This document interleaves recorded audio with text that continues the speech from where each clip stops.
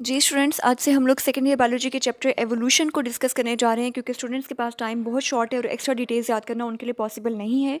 सो इस वीडियो में तमाम एक्स्ट्रा डिटेल्स को स्किप कर दिया गया है और आप लोगों के लिए बहुत ही सिंपल और इजीली डाइजेस्टेबल पॉइंट्स डिज़ाइन किए गए हैं जिनको आप लोग इजीली मेमोराइज भी कर सकते हैं और इनके थ्रू आप लोग टॉपिक को भी बेटर वे में अंडरस्टैंड कर सकते हैं। सो स्टूडेंट्स, चैप्टर एवोल्यूशन में बेसिकली हम लोग ये डिस्कस करने जा रहे हैं कि हमारी ज़मीन पर लाइफ किस तरह से ओरिजिनेट हुई, यानी कि ज़मीन पर लाइफ का आगाज़, ज़िंदगी का आगाज़ कैसे हुआ। आज से अरबों खरबों साल पहले जब हमारी ज़मीन पर कोई लिविंग ऑर्गेनिजम्स मौजूद नहीं थे, तो जो फर्स्ट लिविंग ऑर्गेनिज्म यहाँ पर आबाद हुए, उनकी क्या शक्ल थी, उनकी क्या नेचर थी, उनकी कॉम्प्लेक्सिटी का लेवल क्या था, ये सब चीज़ें इस चैप्टर में हम लोग डिस्कस करेंगे। इस चैप्टर में बेसिकली हम लोग दो डिफरेंट स्कूल ऑफ थॉट्स के मानने वालों की ओपिनियंस को डिस्कस करेंगे। The first school of thought is known as theory of special creation and the second school of thought is known as theory of evolution. पहले स्कूल ऑफ थॉट, जिसे theory of special creation कहा जाता है, इसके मानने वालों को क्रिएशनिस्ट कहा जाता है और ये थ्योरी बिल्कुल सिंपल है और majority of the Muslims believe on theory of special creation as it is in accordance with Quranic and Islamic beliefs. Theory of special creation के अकॉर्डिंग इनके मानने वालों का ये नज़रिया है कि आज हमारी दुनिया में, हमारी ज़मीन पर जितने भी लिविंग ऑर्गेनिजम्स मौजूद हैं, इन सब लिविंग ऑर्गेनिजम्स को इसी शक्ल में क्रिएट किया गया था जिस शक्ल में आज हम उन्हें देख रहे हैं। यानी कि अगर आज आपको कोई बिल्ली नज़र आ रही है, कोई डॉग नज़र आ रहा है, कोई आपको buffalo, cow, animals, human beings, whales, sharks, chimpanzees, baboons, जो भी लिविंग ऑर्गेनिजम्स, जो भी स्पीशीज़, जो भी चीज़ें आप लोगों को आज नज़र आ रही हैं, इन सब चीज़ों को इसी फॉर्म में क्रिएट किया गया था जिस फॉर्म में आज हम उन्हें देख रहे हैं। ये है आपकी theory of special creation. So, according to theory of special creation, every species was created by God in its present form, individually and cannot undergo any change. इसके बरअक्स अगर हम लोग थ्योरी ऑफ एवोल्यूशन को डिस्कस करें, theory of evolution के मानने वालों का ये नज़रिया है कि life at the start was very simple. यानी कि जब लाइफ स्टार्ट हुई, जब हमारी अर्थ पर लिविंग ऑर्गेनिजम्स ओरिजिनेट होना स्टार्ट हुए, तो वो बहुत सिंपल थे क्योंकि जो हमारा अर्ली इन्वायरमेंट था वो किसी भी कॉम्प्लेक्स ऑर्गेनिज्म को सपोर्ट नहीं कर सकता था। इसलिए जितने भी स्टार्टिंग में लिविंग ऑर्गेनिजम्स थे वो बहुत सिंपल नेचर के थे, जस्ट लाइक अ यूनिसेलुलर प्रोकैरियोट। अगर आज मैं आपसे पूछूं कि हमारी दुनिया में आज सबसे सिंपलेस्ट लिविंग ऑर्गेनिजम्स कौन से हैं, तो ऑब्वियसली आपके माइंड में बैक्टीरिया का नाम आएगा। थ्योरी ऑफ एवोल्यूशन के मानने वालों का यही कहना है कि हमारी जब लाइफ ओरिजिनेट हुई ऑन अर्थ, तो वो बहुत सिंपल थी, जस्ट लाइक अ यूनिसेलुलर प्रोकैरियोट और जस्ट लाइक अ बैक्टीरिया। और फिर आहिस्ता आहिस्ता वक्त गुजरने के साथ साथ उन्हीं बैक्टीरिया में, उन्हीं आर्किया में, उन्हीं यूनिसेलुलर प्रोकैरियोट्स में चेंजेस आते गए और चेंजेस के थ्रू हमारे पास new species, new living organisms बनते गए। और इसी तरह से आप ये कह सकते हैं कि यूनिसेलुलर प्रोकैरियोट्स या जो बैक्टीरिया हैं, वो आपके पास तमाम मॉडर्न डे लिविंग ऑर्गेनिजम्स या लिविंग स्पीशीज़ के एंसेस्टर्स माने जाते हैं और वही हमारे आबाओ अजदाद हैं और उन्हीं के थ्रू हम लोग जो है वो वजूद में आए। थ्योरी ऑफ एवोल्यूशन हमेशा से ही काफ़ी कंट्रोवर्शियल रही है। इसके मानने वाले ऑब्वियसली मुसलमानों में बहुत कम हमारा जो है वो नंबर है जो कि थ्योरी ऑफ एवोल्यूशन पे बिलीव रखता है, क्योंकि according to theory of evolution जो सबसे पहले लिविंग ऑर्गेनिजम्स हैं या जो सबसे पहले ह्यूमंस हैं, जो सबसे पहला इंसान दुनिया में आया, वो भी बैक्टीरिया ही से वजूद में आया, बैक्टीरिया ही की एक ट्रांसफॉर्म्ड शक्ल है। ऑब्वियसली बहुत सारी यहाँ पे कॉन्ट्रडिक्शंस हैं थ्योरी ऑफ एवोल्यूशन में। थ्योरी ऑफ एवोल्यूशन के हवाले से अगर हम लोग एज ऑफ अर्थ के हवाले से डिस्कस करें, तो इस थ्योरी के अकॉर्डिंग ज़मीन की एज तकरीबन 5 बिलियन ईयर्स है और जो हमारी लाइफ है, यानी कि ज़मीन पर जो ज़िंदगी का आगाज़ हुआ, वो तकरीबन 3.5 बिलियन ईयर्स पहले हुआ। अब हम लोग डिस्कस करते हैं origin of life according to theory of evolution. Obviously क्योंकि थ्योरी ऑफ स्पेशल क्रिएशन तो बहुत सिंपल है, उसमें कुछ एज सच डिस्कस भी नहीं किया जा सकता। थ्योरी ऑफ एवोल्यूशन को हम इस चैप्टर में डिस्कस करेंगे डिटेल में कि इस थ्योरी के अकॉर्डिंग लाइफ किस तरह से ओरिजिनेट हुई। According to theory of evolution और according to evolutionist, the first living organisms on earth were prokaryotes. अभी आपकी बुक में काफ़ी इस चीज़ को भी कॉम्प्लेक्स वे में लिखा गया, लेकिन मैंने आप लोगों के बहुत सिंपल से पॉइंट्स यहाँ पर डिज़ाइन किए हैं, तो आप लोग इन पॉइंट्स को नोट कीजिए काइंडली और इनको मेमोराइज़ कीजिए। So according to theory of evolution, the first living organisms on earth were prokaryotes. यानी कि जो स्टार्टिंग में हमारे लिविंग ऑर्गेनिजम्स थे, they were very simple, they were prokaryotes. And they were originated in hot water springs known as hydrothermal vents. जी तो students, जो हमारे living organism है, अगर इस थ्योरी के हवाले से हम लोग डिस्कस करें कि हमारी ज़मीन पर लाइफ किस तरह से ओरिजिनेट हुई, तो ये इनका मानना ये है कि बेसिकली स्टार्टिंग में तमाम जो लाइफ ओरिजिनेट हुई वो गर्म पानी के उबलते चश्मों में लाइफ ओरिजिनेट हुई, और उन उबलते चश्मों को नाम दिया जाता है hydrothermal vents. Obviously this is a hypothesis, this is tentative explanation. कोई ये साइंटिफिक फैक्ट नहीं है कि आप इस पे बिलीव करें, आप इसको निगेट भी कर सकते हैं. सो इस थ्योरी के अकॉर्डिंग जितनी भी लाइफ हमारे पास ओरिजिनेट हुई वो गर्म पानी के उबलते चश्मों में ओरिजिनेट हुई, और इसी हाइपोथेसिस को, इसी टेंटेटिव एक्सप्लेनेशन को वेंट हाइपोथेसिस का नाम भी दिया जाता है. थ्योरी ऑफ एवोल्यूशन के अकॉर्डिंग हमारा जो स्टार्टिंग अर्थ एटमॉस्फेयर था वो रिड्यूसिंग नेचर का था. रिड्यूसिंग नेचर का क्या मतलब है कि यानी उस वक्त हमारे पास कोई ऑक्सीजन मौजूद नहीं थी. जो अर्ली अर्थ एटमॉस्फेयर है बच्चों, वो रिड्यूसिंग नेचर का था. रिड्यूसिंग नेचर का क्या मतलब है कि उस वक्त हमारे पास कोई ऑक्सीजन मौजूद नहीं थी, हमारे इन्वायरमेंट में ऑक्सीजन मौजूद नहीं थी. ऑक्सीजन बाय द वे क्यों मौजूद नहीं थी? क्योंकि आपको पता है कि आज हमारे पास जितनी भी ऑक्सीजन इन्वायरमेंट में मौजूद है, ये हमारे पास बेसिकली प्लांट्स की फोटोसिंथेटिक बाय प्रोडक्ट है. सो ऑब्वियसली क्योंकि जब लाइफ का आगाज़ हुआ according to theory of evolution, so उस वक्त कोई प्लांट्स, कोई एल्जी वगैरह मौजूद नहीं थे, इसलिए कोई फोटोसिंथेसिस का अमल नहीं हो रहा था.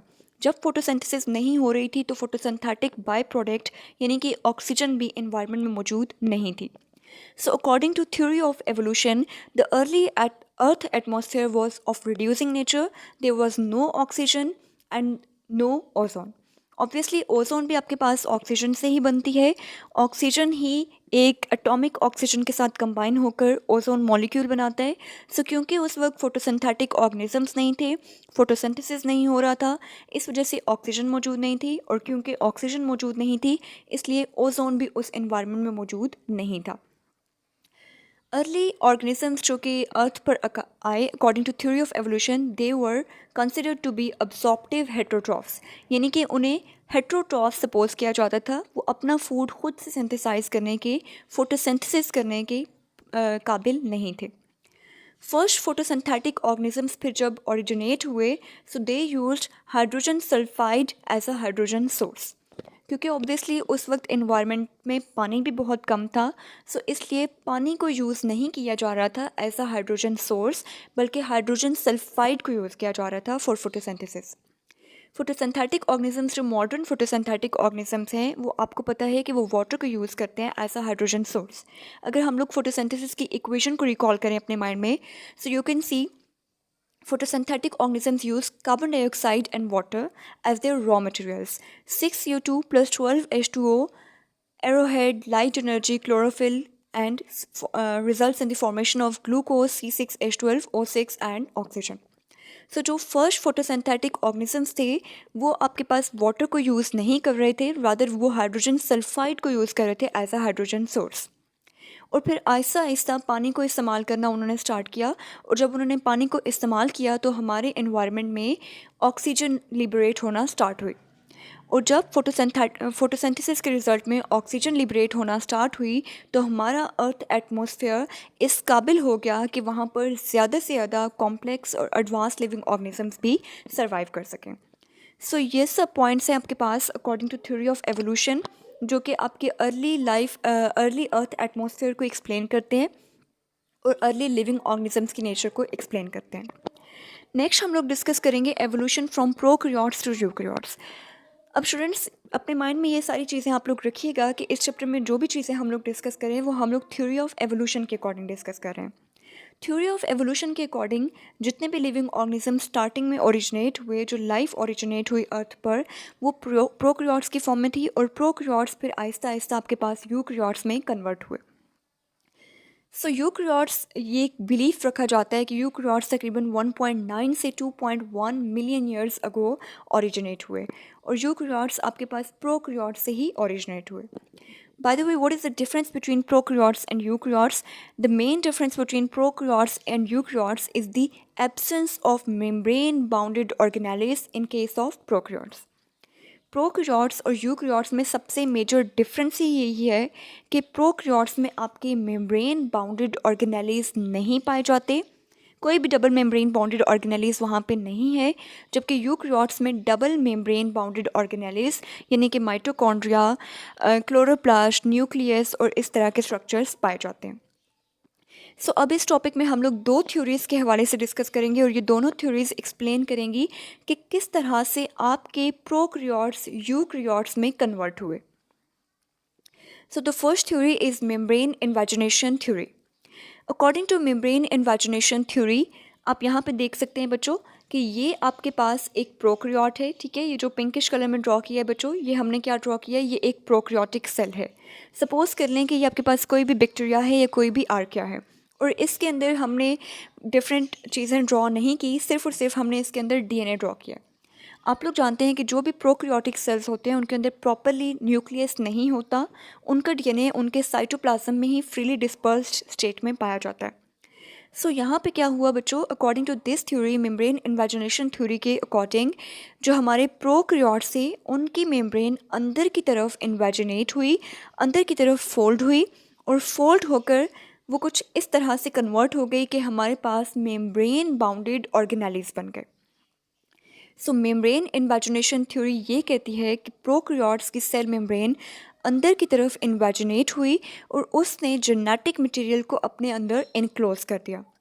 जेनेटिक मटेरियल डीएनए जब एक मेम्ब्रेन के अंदर इनक्लोज हो गया तो हम ये कह सकते हैं कि हमारा प्रोकैरियोट यूकैरियोट में कन्वर्ट हो गया, क्योंकि प्रोकैरियोट और यूकैरियोट में मेन डिफरेंस ही यही है कि प्रोकैरियोट्स का डीएनए फ्रीली डिस्पर्स फॉर्म में पाया जाता है, जबकि यूकैरियोट्स का डीएनए न्यूक्लियस के अंदर या मेम्ब्रेन्स के अंदर इनक्लोज होता है। सो इस तरह से ये थ्योरी आपके पास एक्सप्लेन करती है कि किस तरह से एक प्रोकैरियोट एक यूकैरियोट में कन्वर्ट हुआ। Please keep it in your mind that these are all theories.